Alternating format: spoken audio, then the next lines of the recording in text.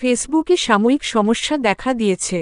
অনেক ব্যবহারকারী বর্তমানে ফেসবুকে প্রবেশ করতে পারছেন না।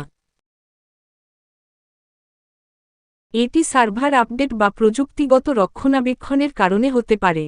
আপডেট সম্পন্ন হলে সেবা স্বাভাবিক হয়ে যাবে।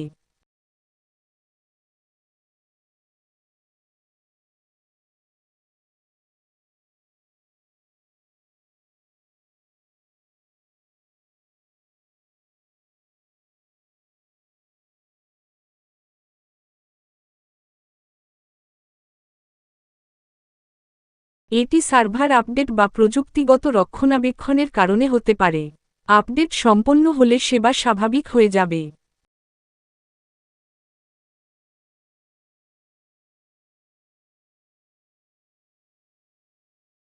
ফেসবুকে সাময়িক সমস্যা দেখা দিয়েছে। অনেক ব্যবহারকারী বর্তমানে ফেসবুকে প্রবেশ করতে পারছেন না।